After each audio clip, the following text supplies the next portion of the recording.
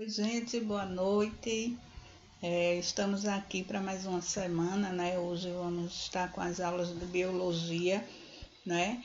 Mas antes de iniciar, eu gostaria de deixar aqui o meu abraço, a todas as mulheres pelo dia de hoje, né? O dia dessas guerreiras, né? Aquela mulher que luta, que persevera, que é forte, né, em todas as circunstâncias.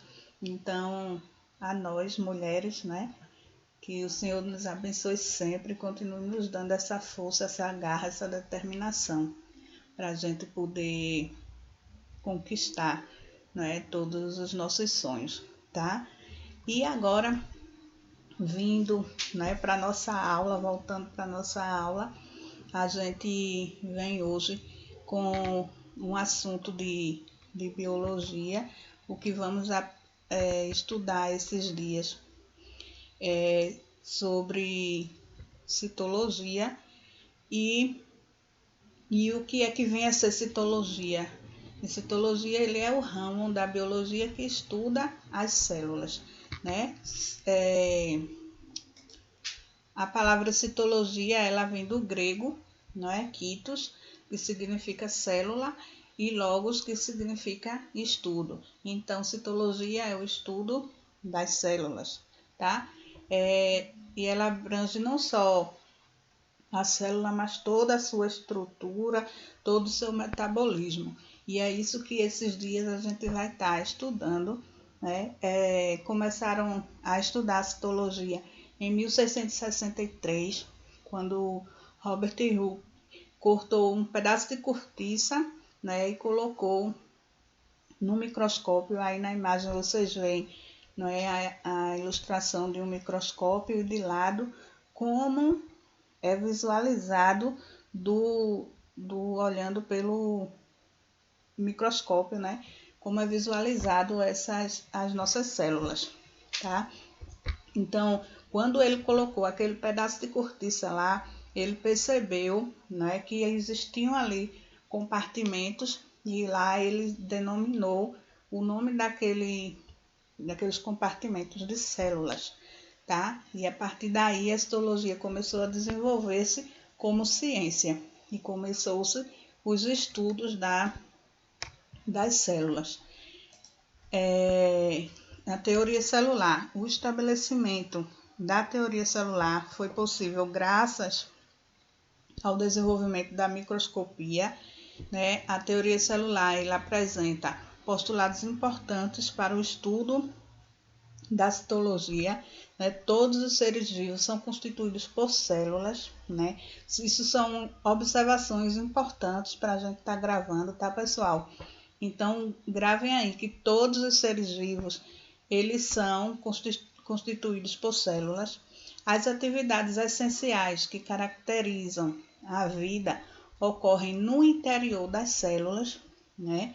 E as novas células se formam pela divisão de outras células pré-existentes, e a célula é a menor unidade da vida da gente, tá?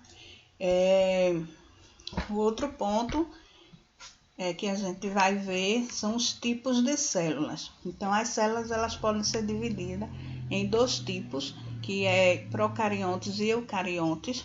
E a procariontes ela tem uma característica, ela é a principal característica da célula procarionte é a ausência da carioteca, né, delimitando o núcleo celular. O núcleo da célula procarionte não é individualizado, né?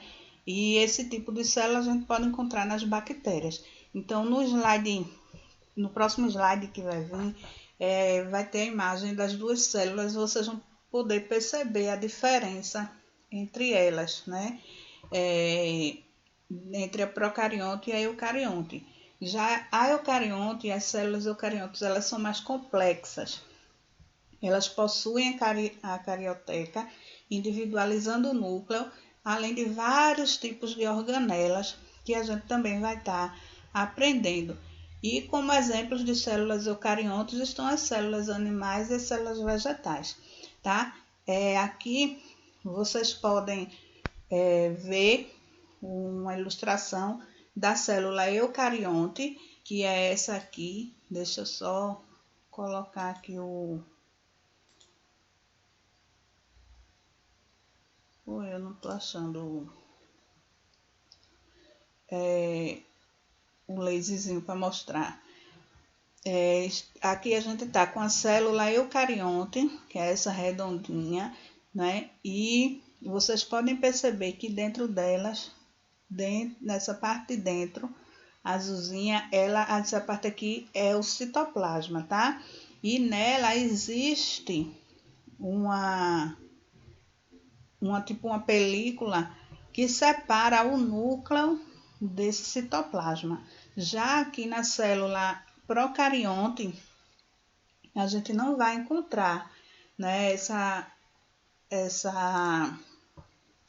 carioteca, tá certo? Aqui embaixo a gente vê as partes da célula, né? Nas células eucariontes, elas são diferenciadas, tá? E elas existem várias partes, né? Temos a membrana, que é essa parte que reveste toda a célula, certo? O citoplasma, que é essa parte do meio, essa parte azulzinha aí, tá? E dentro do citoplasma tem todas as organelas. E o núcleo, né, que está aí também separadozinho, e a gente vai ver agora a definição de cada um, né? A membrana plasmática ou membrana celular é uma estrutura celular fina e porosa. Ela possui a função de proteger as estruturas celulares ao servir de envoltório para todas as células. Então, a membrana, ela envolve a célula toda, tá? A membrana plasmática, ela atua como filtro, permitindo a passagem de substâncias pequenas e impedindo que entre substâncias grandes na célula, tá certo? Essa condição damos o nome de permeabilidade seletiva. O citoplasma é a porção mais volumosa da célula, onde são encontradas as organelas celulares. O citoplasma das células eucariontes e procariontes é preenchido por uma matriz viscosa e semitransparente, que chamamos de hialoplasma ou citosol. Aqui nessa imagem que a gente vê, essa parte de dentro, onde está aqui as organelas e o núcleo, isso aqui é o citoplasma, tá? E que é formado, né, como a gente viu aqui, por essa matriz viscosa, né, transparente, que chamamos de citosol ou hialoplasma, tá certo, gente? E as organelas, né? Vocês perguntam, tanta organela é essa que estás falando, né? As organelas são pequenos órgãos da célula, tá? E esses órgãos, cada um é responsável por uma função. Um tem uma função de armazenar, outro tem a função da oxidação, né? Da respiração. E assim, cada órgão desse vai ajudar o metabolismo daquela célula. Então, o mitocôndrias é uma das organelas, ela tem a função de realizar a respiração celular.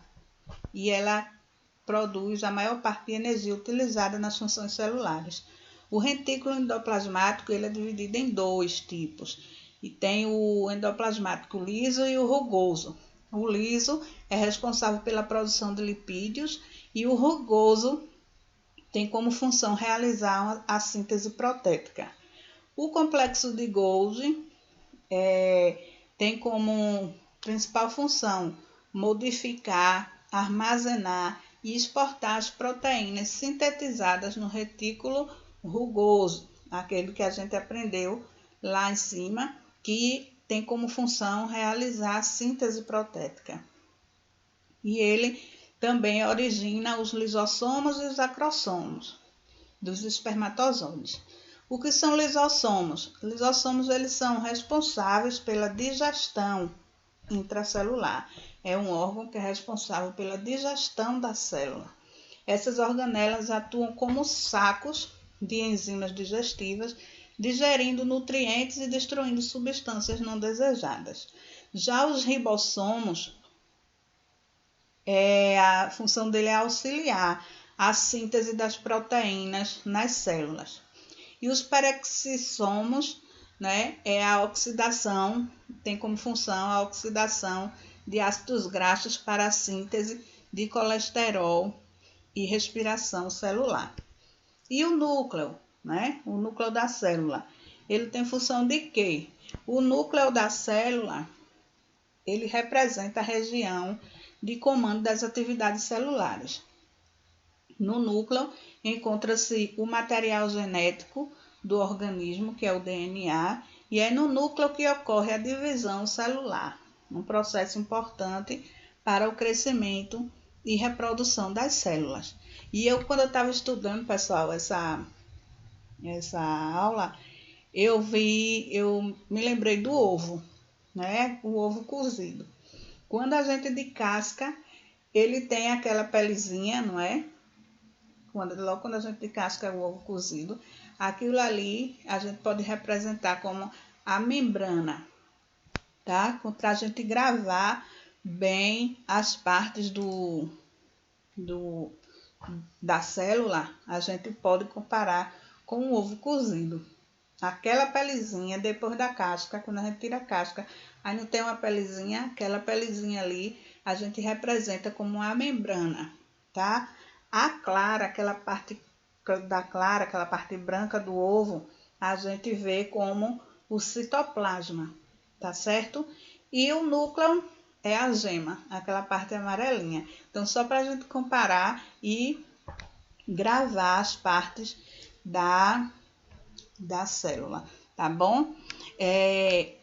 No material que foi entregue lá na escola, e também eu acredito que vocês devem ter ido pegar, né? E também a gente vai disponibilizar para quem não pôde ir buscar. Lá tem esse material que a gente viu agora, né? Esses pontos. E tem também as atividades. São 5 questões apenas de marcar X, bem facilzinho, para a gente gravar mais alguns detalhes, tá?